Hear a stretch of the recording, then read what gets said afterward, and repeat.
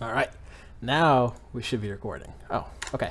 So today I will be presenting a presentation on the applicability of software complexity metrics using biological analogies as a way of enhancing the current understanding of the field. I especially want to thank my advisors, Vanaglash and Mukai Krishnamurthy, for the many hours and years of help that they have given me in both completing this presentation and completing the associated dissertation. So thank you. We are going to start by reiterating what software complexity metrics are. For those of you in the audience who are not necessarily computer scientists, we will talk about what they are in a more easy to understand way. And then we will look into specific applications of software complexity metrics. So these are ways that we can use these tools to accomplish something. And for most of these, we have case studies that go along with the section. So the first thing we're going to talk about is software complexity in evaluating student comprehension. And this is basically asking the question of whether a student's understanding and their ability to think computationally is connected to the complexity of the code that they produce. Right, so it's a measure. We're trying to measure how much they understand based on what they produce.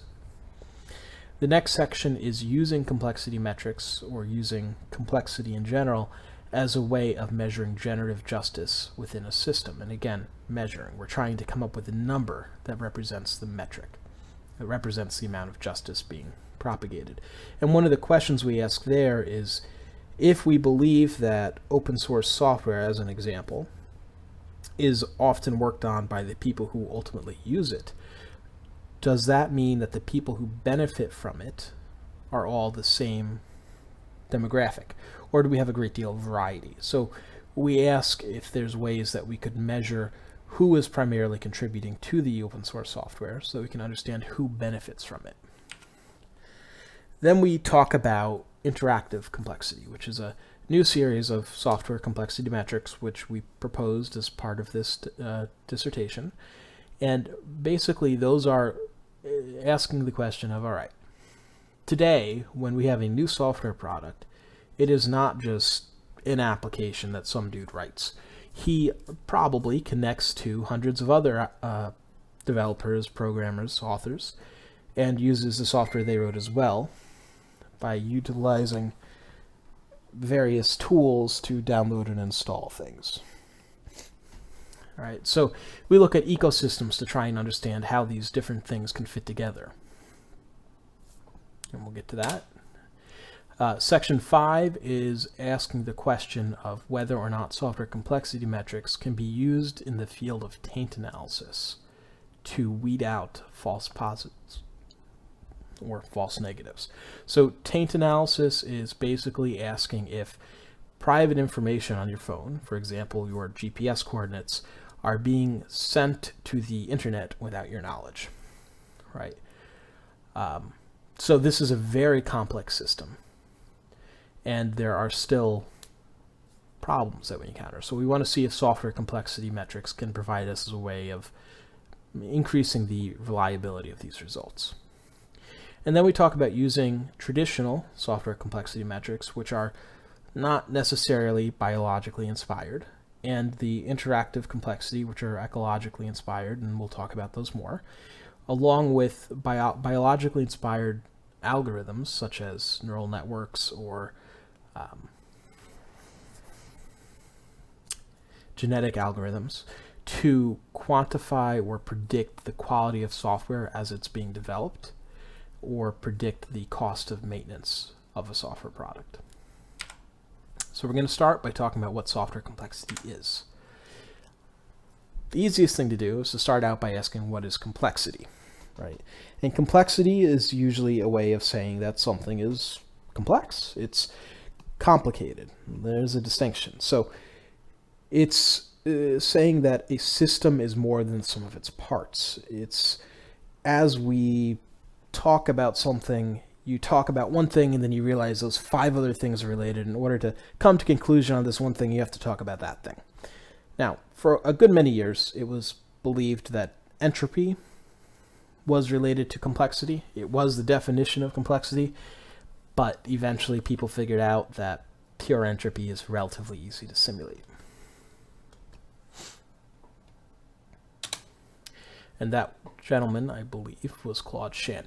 Now, so as a more concrete example of what complexity is, if we think about white noise, pure randomness, and silence, neither of those seem very complicated. But if we think about an orchestra or someone giving a presentation, to a human, those are very interesting things. There's a lot going on, and the way that these things fit together, the way that the different parts of the orchestra complement each other, or the ideas presented in the presentation connect, make it more interesting than white noise, right?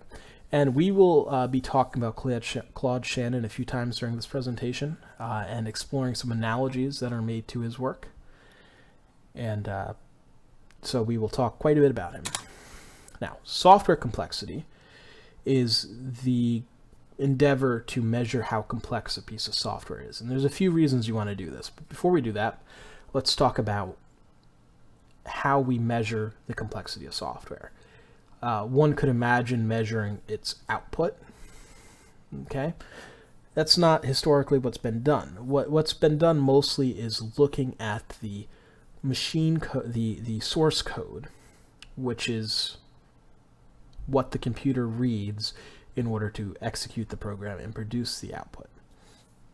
So if you want to imagine sheet music as source code, then the program is the orchestra.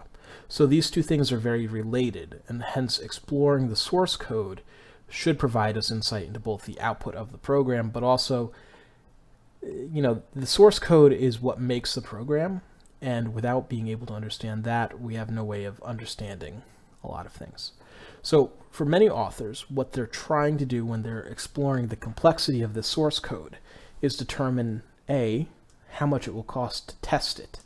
And this is related to the way code works. Code is pretty much made up of a series of statements. Do A, do B, do C, and then you have a conditional statement. If D, do E.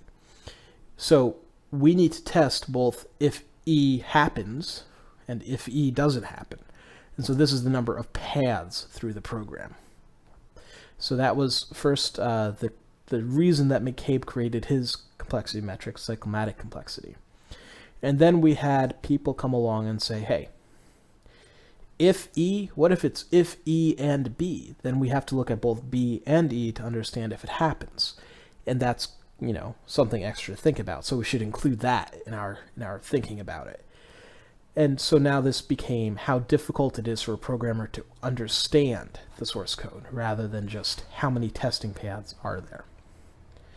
And then more recently, the question has been, how can we predict how much it will cost to maintain a piece of software over its lifetime?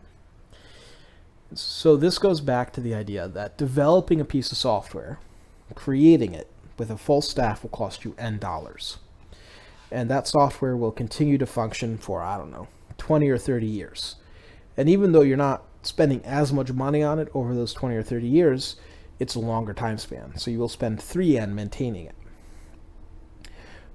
So there was a lot of effort put into creating complexity metrics, which is related to the above two statements. Creating complexity metrics, which will give us an idea of how much it costs to maintain the software and thus allow us to make changes to reduce the cost of maintenance before it's been paid. All right, so past uses of software complexity. These are the previous literature. First up was McCabe's cyclomatic complexity. It's one of the most important software complexity measures. It was first proposed in the 70s, and it's basically the number of branch statements. But we'll talk about that more in a minute. Okay. And then Halstead's measure was trying to count how many variables and operands there are in a function to get an idea of how hard it is for a programmer to understand it. Right. Now, during the 80s and 90s, there were quite a few metrics proposed. None of them really became quite as significant as cyclomatic complexity, and there were many reasons for that, and we'll touch on a few of those in a bit.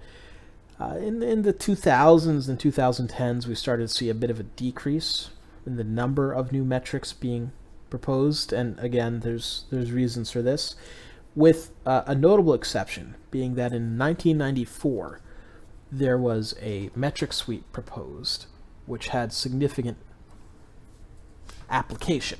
This was proposed by Chindamber and Kihemir, and their goal was to propose a metric for object-oriented systems. So object-oriented is a programming term, and it's kind of talking about the difference between writing a book in the first-person perspective and the third-person perspective.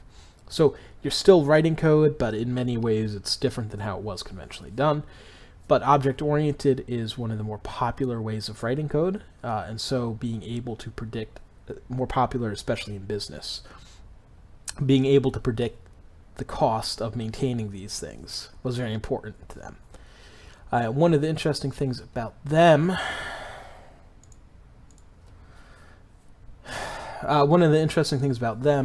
is their metrics were based upon the work of somebody else. So they didn't just make it up the way that a lot of other metrics are made up by the author saying, hey, I think this is what makes it complex. They looked at some of the bases of philosophy and extended those to software complexity metrics. Now, as I mentioned, in the 90s we saw great decrease in the number of metrics, and some not so happy people reporting that the metrics were kind of shenanigans. And one of the people who helped to provide us with a framework to determine whether a metric was meaningful was Weyuker, but also, and she was before the 90s, and also Fenton. And Fenton had a lot of opinions about software complexity metrics. And one of his big things was he acknowledged that no metric would be perfect, but if we used a Bayesian belief network, we may be able to let that slide. So even though no single metric is perfect, if we can discount one when it might be wrong, we can still get a good idea. So an analogy for that is if I go to the gas station, I fill up my car, I get in the car and I turn it on, and then the gas meter's like all the way empty. Like, I'm probably going to think there's a problem with the gas meter. This is the same thing. He's saying we're going to use many different ways of looking at this, and if one of them says something that doesn't make sense to the others, there's probably a problem with that metric, and we can, kind of take it out. And as part of his work during the 2000s, he and others went about trying to prove or disprove some metrics. For the most part, like I said, many of these metrics were not particularly successful. Before we go much further, we should get some concrete things in. So cyclomatic complexity, which is referenced quite a bit in the literature and this presentation, one of the most well-known complexity measures, is basically the count of, the number of paths you can take through a program. And what this ends up being is the count of the number of branches. So the original definition said the complexity equals the number of edges minus the number of nodes plus p, and edges and nodes are the count of these things inside something called a control flow graph, which we have right here. So control flow graphs are a way of representing traditional programming. So this isn't object-oriented and it's not functional or anything like that. Normal programming as a graph, right, which is easier to look at mathematically. And here we have two examples. So these are scripts taken from the CSDT community site, which is the culturally situated design tools site where we have a bunch of projects created by students and teachers. And we use a program there called CSnap, which is a visual program environment in which you drag and drop blocks to construct scripts. And what we have here are two different scripts which move a thing around a screen, right? And then to the left of each one we have the control flow graph. And for each of these scripts we have a cyclomatic complexity of 2. And the reason for that is in each of those we have a single branch statement, which adds 1 to the complexity. The base is kind of a 1 complexity if you just have like one statement. So yeah. So any questions about cyclomatic complexity? We can't ask because it's a YouTube presentation, but ask questions in the comments if you like, please. And the other kind of complexity, which we talk about pretty frequently, is data flow complexity. And this is the control flow complexity plus a way of understanding that the programmer has to look at where variables are defined, right? So basically, this is taking the cyclomatic complexity times some weight, alpha. It's usually 1. As far as I know, it has never been anything but 1. It's proposed in their paper and then just kind of left alone. Anyway, taking the control flow and adding the data flow complexity. And the data flow complexity is related to the number of variable definitions in a block. So if you think back to your math class, you used to have x, all right? And on one page, you would say x equals 5. On the next page, you would say x equals 3. If you're a programmer, the value of x actually has meaning, and now you have to flip through all these pages to figure out which value of x you're talking about. And that is the data flow complexity. In this way, we arrive at a complexity value which has more value, more meaning than strictly looking at control flow. Whew. All right, so now we can talk about a specific application of software complexity metrics. And we are going to talk about using them in education. So this is education K through 12 and, you know, freshman and sophomore level computer science classes in universities. And our goal is to come up with a way of evaluating student comprehension in a more meaningful way, right? One of the problems, having been a TA for a few years, that we encounter is sometimes it is very hard to follow the code that the students write. So what we usually do is we have some points on our rubric for styling. They have to pass a number of test cases where we just observe the output of the program. You know, but it's tedious and difficult to do. Especially in primary education programs where the teachers are not, you know, computer scientists, so they don't really have a tremendous, probably don't have a tremendous interest in going over every branch statement. So we ask if there's a way we can use these complexity metrics. If we can tie the complexity metrics to a student's comprehension, then we can help determine whether or not they understand the code that they're writing. All right, so this is automating some of the fuzzy grading.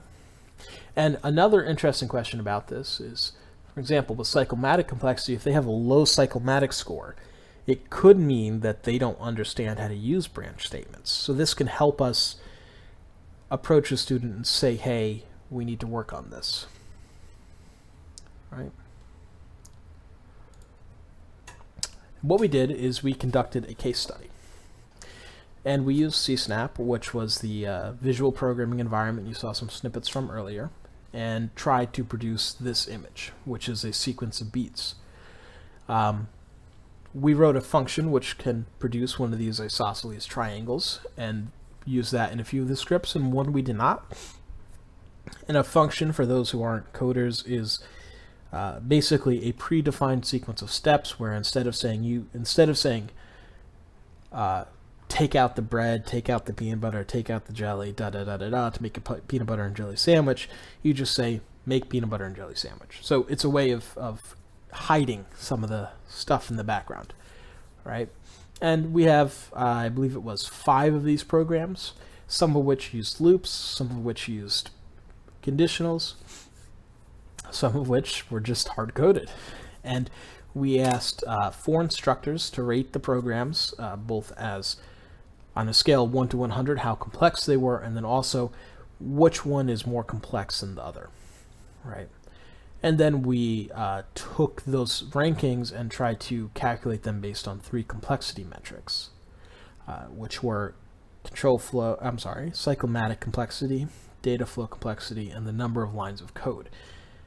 And we will talk more about number of lines of code, and what that is, if we go back a bit here, is simply the number of statements in each of these. And that may not be a great measure of complexity, but it is an often used one. So there's quite a bit of discussion to be had there. So we did that. We asked the instructors to grade these things, and then we had the program calculate these metrics. All right. Oh, these were some of the scripts that we gave the instructors to grade, if you will. And you can see on the left, that one would have a cyclomatic complexity of 1. There is no branching. There is nothing interesting in it. On the right, though, we have a branch and we have an if. And then we also have a few cases where it is much more obtuse. And we had a case where we had one of these that didn't use this iso triangle, add 1b to every 1 rows thing. Right? So, as I mentioned, we use cyclomatic complexity, data flow complexity, lines of code. And the other thing that we tried to look at, and this goes back to Shannon and the work around his work, is normalized compression distance, which is basically the measure. It's a measure of the difference in Kolmogorov complexity of 2 things. So we took a base script, just an empty script, compressed it, and then took the script we were asking about, compressed it, and found the difference between the two. And there's certain things you do to normalize it. Once we had that difference, we were able to come up with a number, which was how complex it was in terms of pure entropy. So this is a metric which is not restricted to software, but a metric which belongs to the field of complexity. All right. To give more of an idea of what Kolmogorov complexity is, we can use a biological analogy. So one thing you could do with it, because it doesn't strictly belong to software complexity, is model the mutation of amino acid strands, right? So amino acids consist of a sequence of letters which represent a specific amino acid. And there's quite a few of these, and there's quite a few combinations. Many of these combinations have no meaning, right? However, a few of them do. And they seem to be, and when we see these amino acids mutate, so as we see some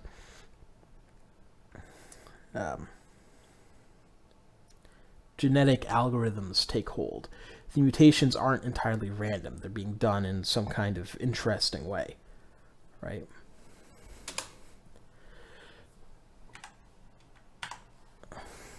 So we want to know if the code evolution could also be measured using this Kolmogorov complexity. So kind of going back, this is saying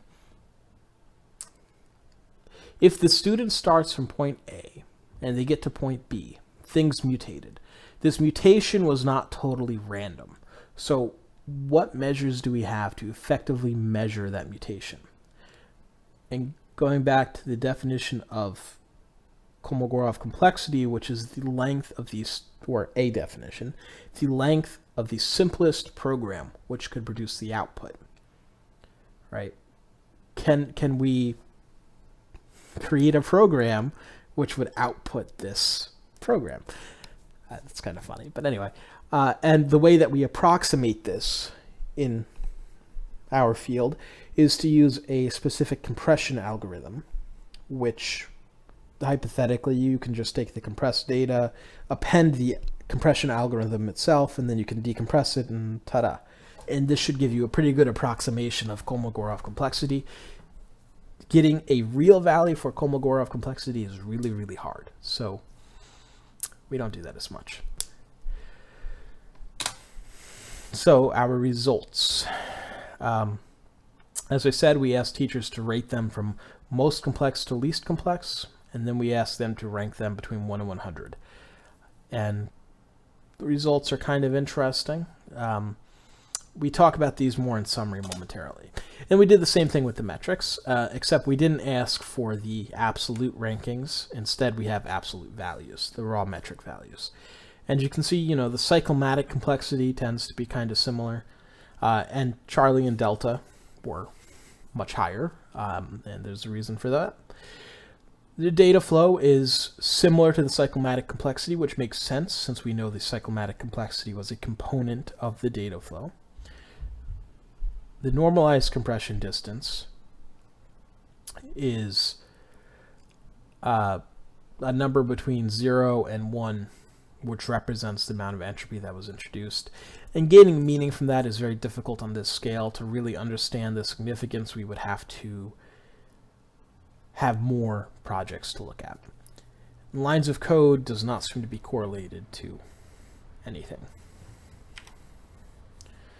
So lines of code did not agree with instructor rankings, where in general we can see that the instructors believed that Delta and Charlie were more complex, Beta or Alpha or Bravo were less complex.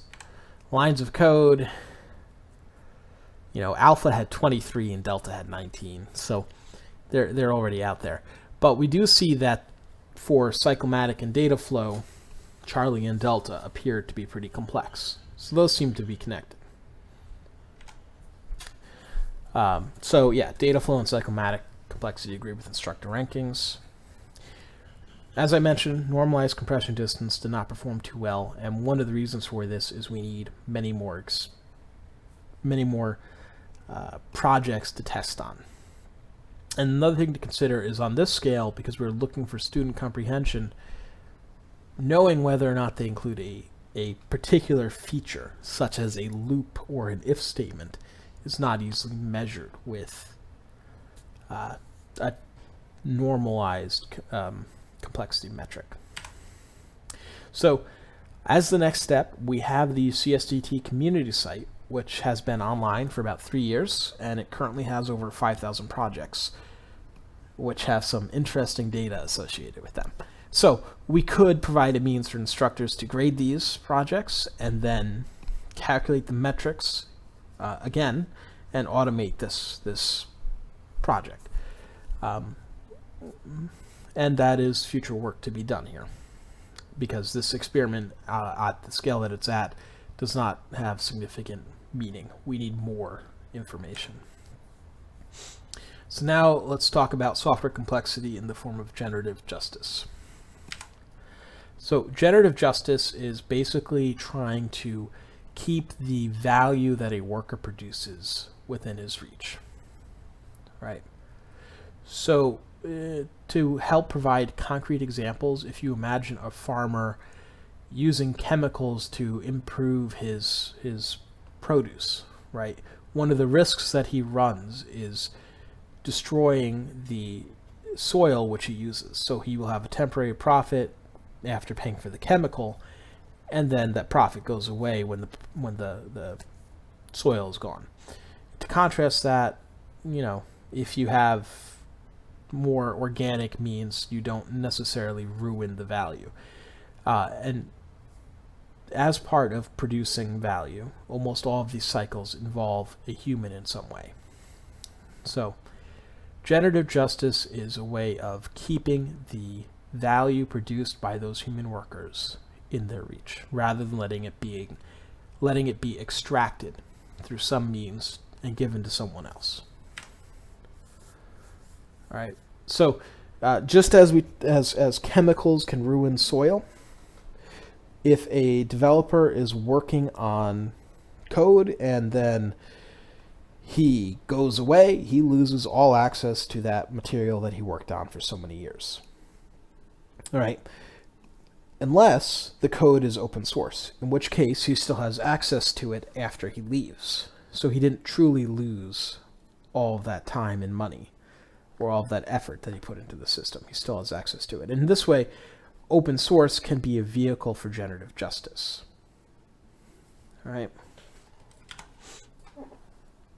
Now, as a concrete example, I happen to be involved with a group who creates an open source product, and there was some dissent regarding some of the upper management decisions. As a result of this, a few members of our community left and started their own company. And when they did so, because the product was open source, they were able to take all of the knowledge they had about that product, take all the knowledge they had about the features, and continue working on it without losing a great deal of their, life. And one of the things about this is they knew how to use it, and as you're developing a product, you often learn how to use it and then begin using it. And if we take that a step further, many open source products are created by people who will use it, right? So this implies that when we're looking at open source, the people who benefit the most from it are the people that create it.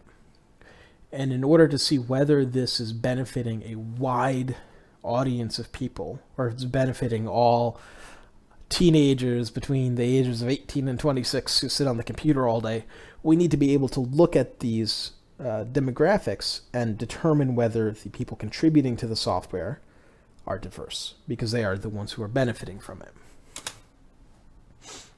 Now, we do see that some open source communities see the value in having,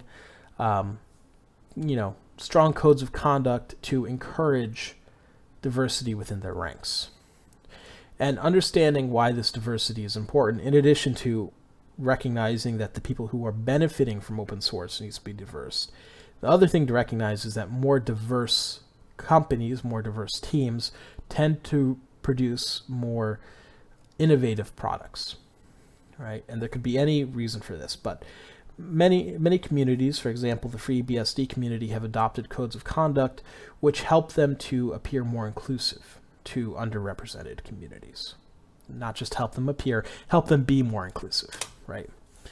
And as I mentioned, there's a substantial amount of evidence which suggests that diversity leads to greater innovation. In the case of companies, this results in more revenue.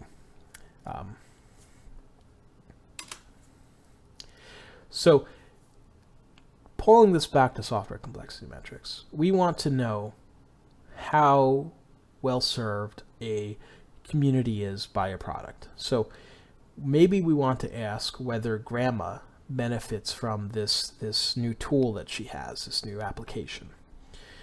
If Grandma had a hand in making it, we know that she probably does, right? If it's a cookie timer that she wrote by hand, she knows what's up, right?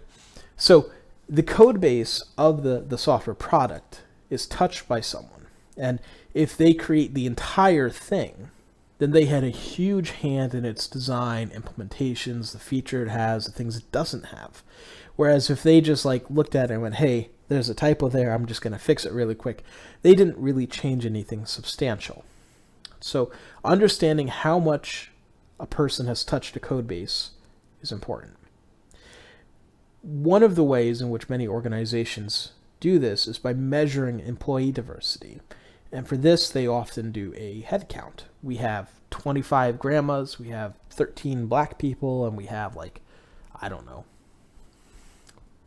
Right? But this may be misleading if those people are placed into different roles in the organization. For example, if I'm Google and I say, hey, I have 40% women in my company, that's good. But then we remember, oh yeah, Google has a Starbucks on site and they happen to have a lot of women working there or something, right? That's not, helpful towards creating the equality that we're striving for. So measuring diversity has to be more than a head count. And for code, for open source code especially, how can we measure the amount of contribution? One thing to consider is that not everyone who contributes writes code. There's people who write documentation, there's people who design it, there's people who test it, right? But even so, even just looking at the code base, how do we distinguish between minor changes, like fixing a typo or changing a color, and major changes, such as, redesigning the whole UI, or doing something adding a major feature, right? For many of these things, we do not have an answer, right? We need a complexity measure which can measure these things, a metric of some kind. We jokingly called it Brian complexity, after my friend Brian, who helped us think up this idea. But in an avenue for future research is finding what that actually is. For the time being, the case study that we conducted was looking at an open source project and trying to determine how much diversity there was in it. Now, the way that we got around the question of accounting for complexity of code changes and things of that nature is we used blog post as a measure for contribution. And this has been done in the past.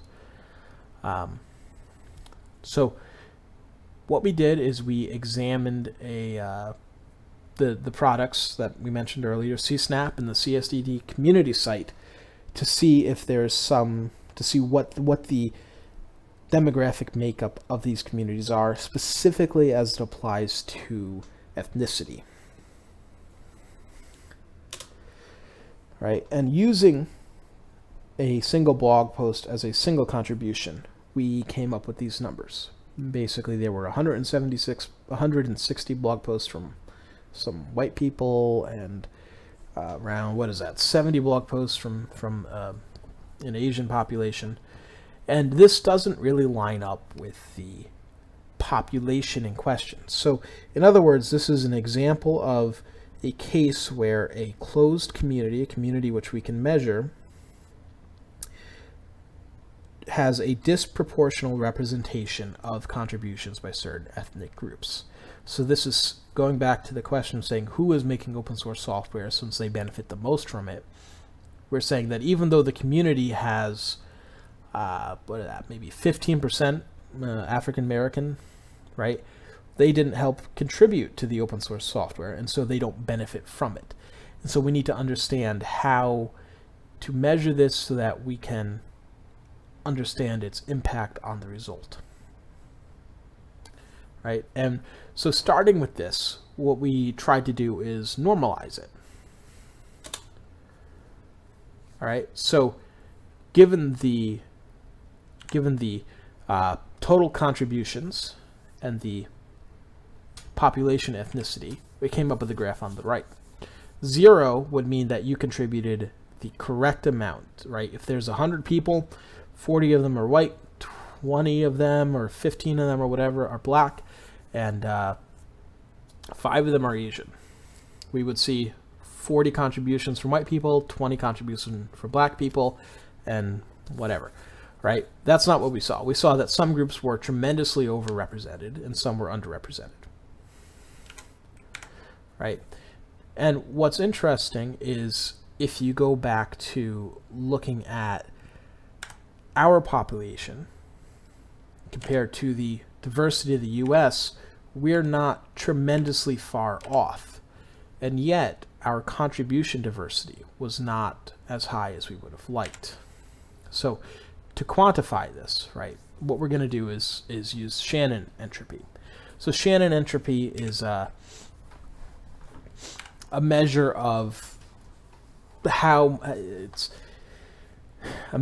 random something is, right? So if I pick a marble out of a bag that has 15 marbles all of different colors, it's pretty random what marble I'm going to get. If I pick a marble out of a bag that has 14 red marbles and 1 blue marble, I'm probably going to get a red marble.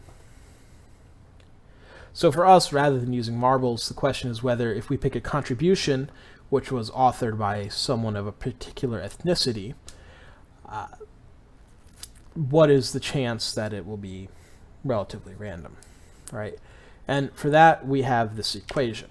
And one thing that we did with this equation, or that was done, is we normalized it for the population, right? So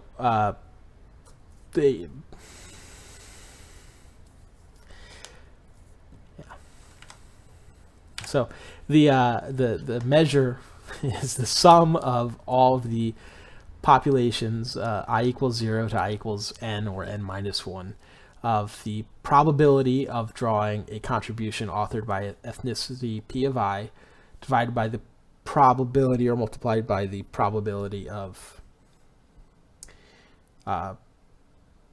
the probability of getting that ethnicity just if we pick someone at random. Right? So if we just normalize by the population and not the contributory diversity, we have a very good amount of diversity, 0.99, right, when we normalize against the United States. ethnic makeup. But when we normalize for the contributionary diversity, and going back to talking about how we had a huge overrepresentation of certain ethnic groups, it's much less ideal. I should mention here that 1 is perfectly diverse and 0 is no diversity. And then, it gets even worse if we just say that, 60 of these contributions were from one ethnic group, and we don't try to normalize it at all. It looks like we will just pick up a thing, and it will probably be from a specific ethnic group. So we have to understand that in addition to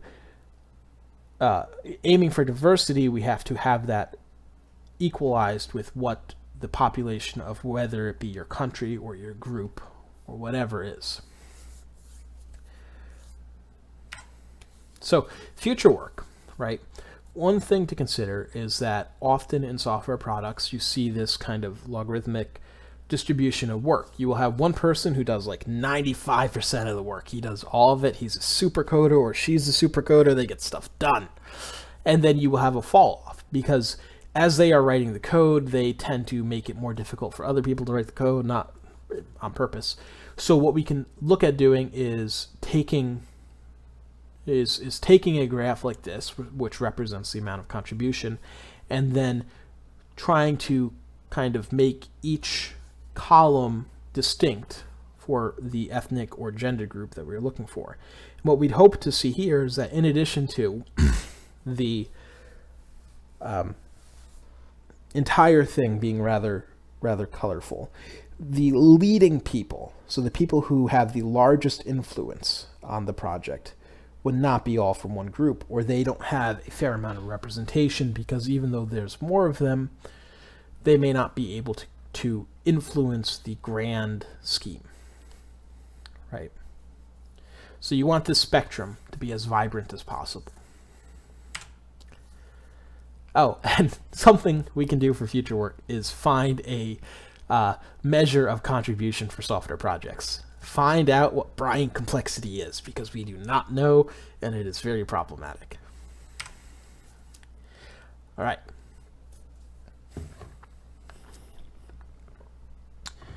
New complexity metrics for interactive complexity. So, as we mentioned in the introduction, previously when a lot of these metrics were created, projects were pretty much done in isolation. When the internet rolled around, you had communities getting more involved.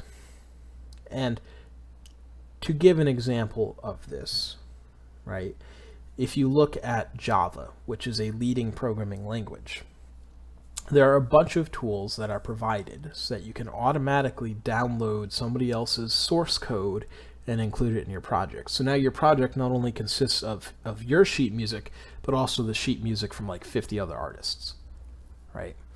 So we need some kind of way of understanding how this ecosystem adds complexity to a project. And it's important to recognize that this isn't really going away.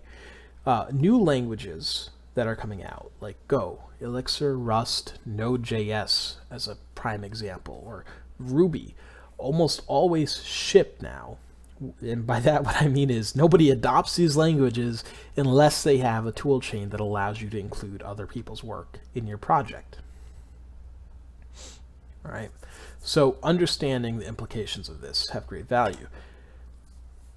And what we want to know is whether using other people's code makes the project more secure. Maybe they are much smarter than me and less likely to make an error. Maybe not. What is the risk, right, of me using their product? Does it make it difficult to develop or difficult to maintain? And both of those questions have a great deal of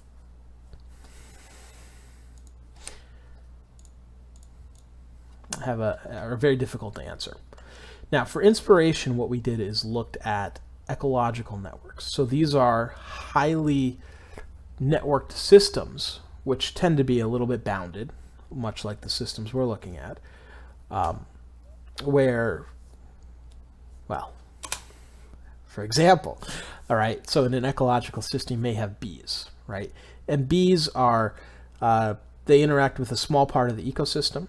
They don't necessarily deal with like tigers at all, but they are very, very important to the ecosystem, and without them, many ecosystems collapse. Do we have a bee in a software community? So do we have a bee in, for example, Java?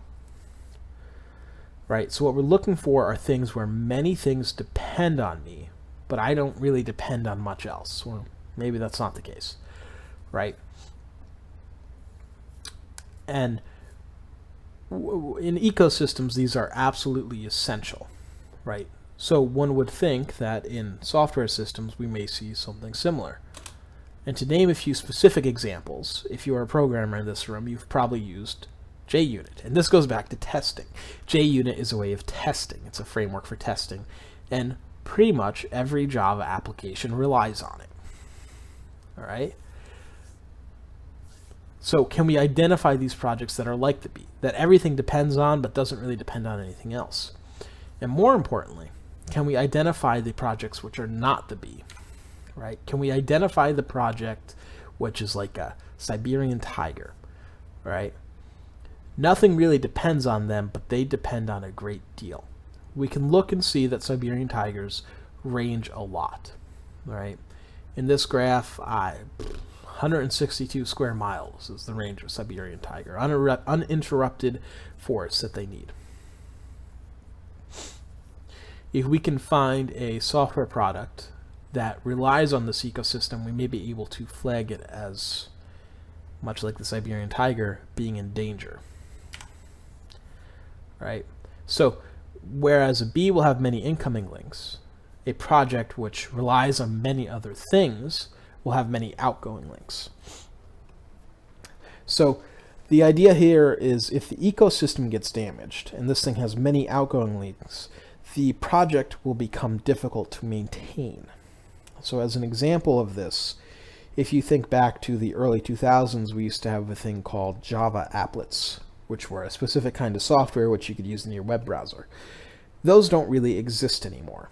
And one of the main reasons is that the ecosystem which supported them came under fire for being dangerous. And so it went through all kinds of security holes and things that had to be patched and this thing and that thing. And once the ecosystem was damaged, it became increasingly difficult for these applets to survive. So if we can identify these things that rely on too many other projects, we might be able to help predict and minimize the impact of those ecosystems becoming problematic. And on the same token, much like if a tiger in the wilderness dies, it probably won't cripple the forest. I mean, you'll see some effects, but probably things will keep moving. If one of these projects, which are like the tigers, vanishes, nothing happens, right? Because nothing depended on it, so it just kind of goes away. So we can see the analogies between the two, right? And one thing to consider is this, in some communities, for example, if you're a web developer, there's a thing called the Node.js community, where the average project probably has 15 or 20 things that it depends on. And as one of those things gets updated to fix a bug, and another product which you depend on relied on that bug existing, now you have a problem. And so this is called dependency hell, and it's a very annoying thing to be stuck in.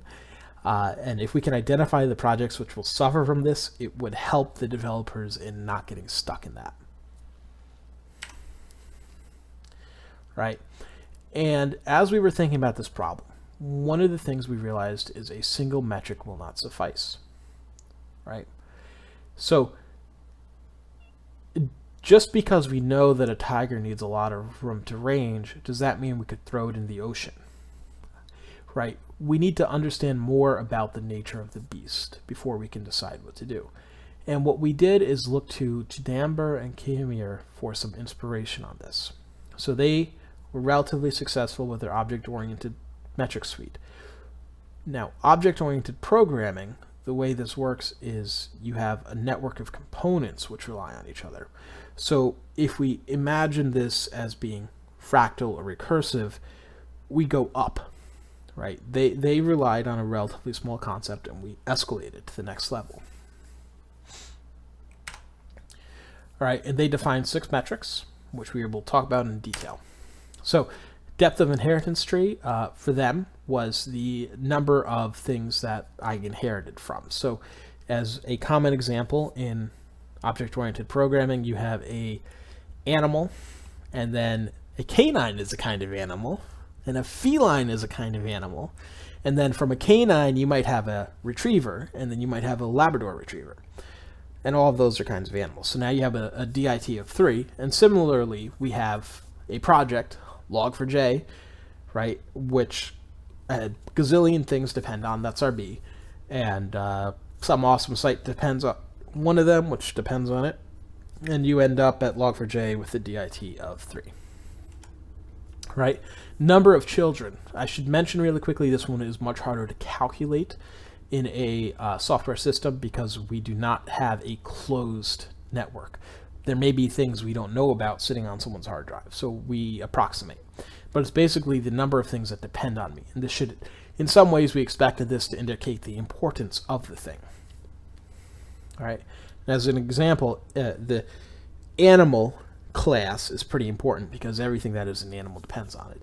Log4j, which is a logging framework, it's not very exciting or glorious, but it's very important because many things depend on it. And then we get into things that are a little bit more difficult to conceptualize, such as response set for class. What this meant to the CK metric suite was basically, I call a function and this number of functions can be called in response.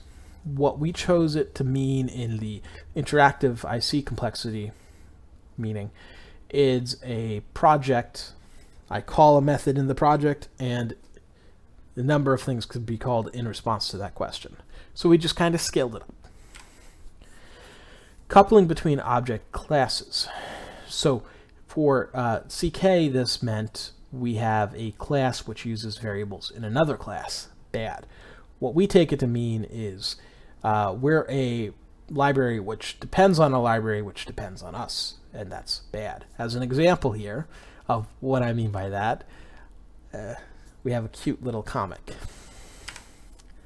All right. Weighted methods per class for CK, this was the number of methods times the weight of that method.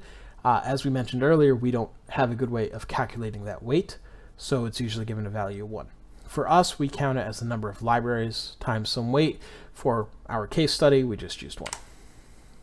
Lack of cohesion of methods is the number of count of pairs of methods for CK which did not share variables. So you have a set of attributes on a class, and this is the number of pairs of functions which do not use the same attributes.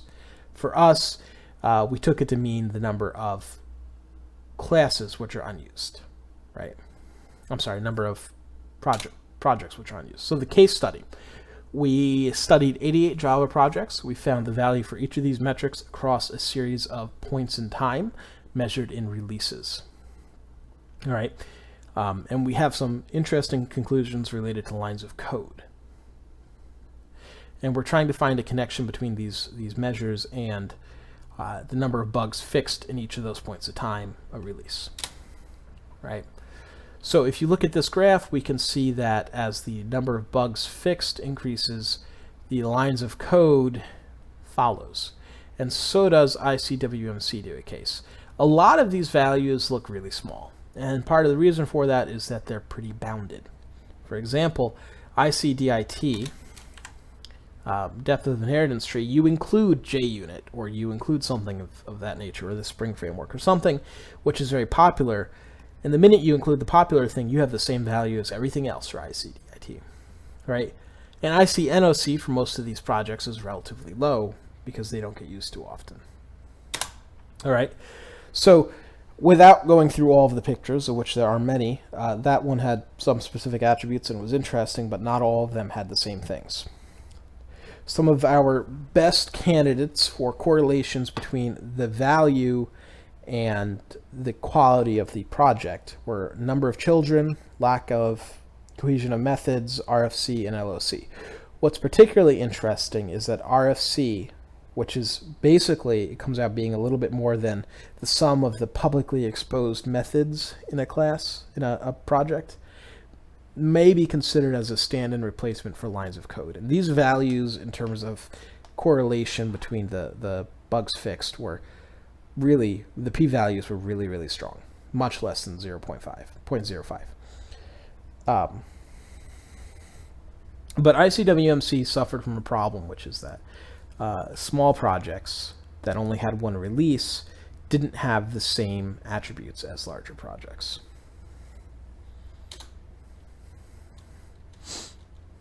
All right, switching to complexity in industry. So this is exploring the use of traditional complexity metrics to a concrete problem.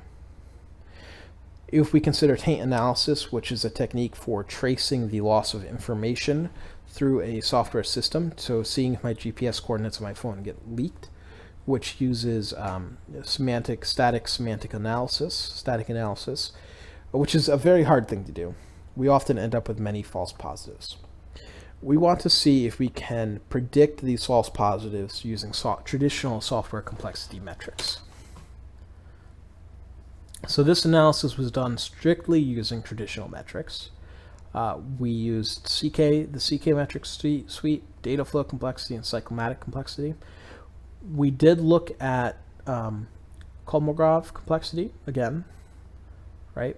In the metrics that we implemented, we used the SOOT framework, and we got to give them credit because they've done a good job.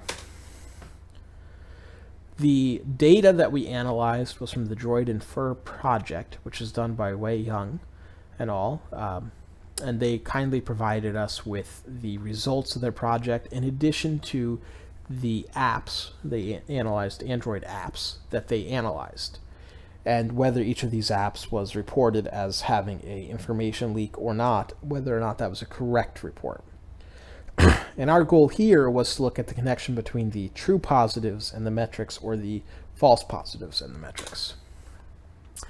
And here what we have is the metric value and then the number of confirmed taints in the particular app. And there's not really a connection, right? Very weak connection. Runtime was very long. And basically the thing that we took away from here is the taints were probably not a result of the complexity of the code, but were intentionally coded in, right? And therefore won't be identified by code complexity because it's not a result of how complex the code is. It's a result of somebody deciding, I'm going to steal your data. One thing we could try, which may improve it a little bit, is looking more closely at functions or classes, since that's what most of these metrics measure. But that data was not forthcoming, so we didn't run that experiment. And the last section here is using machine learning to augment traditional metrics. First, we have the top-down, old-fashioned AI way of doing things. So this is contrasting the different ways that how machine learning came about. Basically, human interviews, a programmer interviews an expert. From that, they create a program which is supposed to be an expert system, right? Very difficult to code, and the results were never very stellar. What happened is biologically inspired AIs, such as neural networks, which could examine a lot of data to develop its own rules, did very well. At first, it did not work out so well because we didn't have the compute power. But in the last decade or so, we've seen exponential increases in the availability of big data and the availability of computing power, and these things have been used more and more. So, can we use these machine learning, these biologically inspired algorithms, to use software complexity metrics to predict the bug density, the fault rate of different applications, we did even better than applications, different files. So source files, a project usually has like 1,000 of them. So we try to say this file is going to have a problem, right? One of the challenges with machine learning is you have to be able to assign features to the thing that you are trying to classify, right? And there's not many features you can use for software. So we're using the complexity metrics as the features for the software, right? And our goal is to predict the items which will have high fault rates, which is useful for managing project cost, right? This would be even more useful if we can predict what line is likely to have a fault or what function is likely to have a fault, and that is a direction for future research. Now, this is a lot different than traditional static analysis because we don't attempt to calculate every edge condition. We just kind of fly through it. We do fuzzy thinking. For our case study, we examined a single project, and we also limited ourselves to 1,000 commits, which gave us about 14,000 data points. I think it actually gave us substantially more than that, because each file would have had a commit. We had many data points. Each file was marked as high, medium, or low based on which grouping they fell into. Basically, the bottom third were low, middle third. So I had 4 bugs, and the average was like 3, medium, or high, I had 40 bugs, right? We tested with 3 different machine learning algorithms, including k-nearest neighbor, multi-layer perceptron neural network, and stochastic gradient. Using scikit-learn to implement the algorithms rather than writing them ourselves. Basically what we did is used 909 training files or commits as the training data, and then we would strip the labels, high, medium, or low fault rate, off of one of the files and ask the system, hey, put the labels on here, right? In the future, we should expand this so that we can maybe do it 5 commits. We used 14 complexity metrics, most of which we've already talked about, some of which aren't really complexity metrics, like lines of code. And the results were not horrible, and some of them were actually very good. Some of them were not very good. So the baseline here, if we just assign low to everything, we'd get a 60% accuracy. All right, and we calculated that by doing exactly that. So k-nearest neighbors, which is a algorithm where you basically ask, if a label is a school, who's in that school district, right? And then a multi-layer perceptron is a neural network thing. One thing that we did discover is that by reducing the noise in the system, by taking out some of the extra data which didn't change from training file to training file, we were able to improve the accuracy. The neural network did the best, and k-nearest neighbor with reduced noise did pretty well. Next steps, we need to verify the results, see if we can get it down to the line level. And one unique thing we could do here is look at the ability, the application to low resource languages, which there has not been much work done in creating static analysis tools for a variety of reasons, but have extensive use. For example, Pascal, which is used quite a bit in business, even though it's really old, or MUMPS, or other domain-specific languages like maybe MATLAB. We do not know how this would apply to functional languages. That would be a really interesting question. And of course, we could add other features, other complexity metrics. We could add the number of comments per file, which could be important in terms of documenting code, the time since the latest feature, time since the latest bug, many other things. So really quickly, let's talk about the tools we use to get the job done. Software metrics framework. This is how we did the taint analysis paper, the machine learning paper, and the interactive complexity case study. It has a number of metrics which you can run. It will automatically download the data repositories that we ran on. It will download the bug counts, the bugs, and do all kinds of things. Right, and that's available on GitLab. We used Soot, which was written by a research group at McGill University. It has since been used by many projects. All right, conclusion. So, traditional software complexity metrics, the ones that are not based on biological or ecological analogies, do have value, right? However, this value can be enhanced by using techniques inspired by biology and ecology or other domains in some cases. On the same token, some application of software complexity is not fruitful, right? And similarly, some application of generic complexity metrics, like Kolmogorov complexity, is not fruitful because we need to know the details of the system. And this is consistent with what other researchers have found. We have a few questions or things we can do next. If we enhance the education paper, we would like to ask the question of whether or not students, as they work on our project and make alterations to it, whether the change over time is an indication of, how much they're learning. This could also be applied to generative justice, understanding, the system starts out being written by one guy and then like 4 other guys get involved, right? It could also apply to legal domains in terms of derivative works. We want to try running the machine learning case study with more granular tests per line or per function, as that would be not infinitely, but substantially more helpful than doing it on a file-by-file basis, right? And can we quantify how much a change is influencing a code base? Can we come up with a value for Broadening complexity?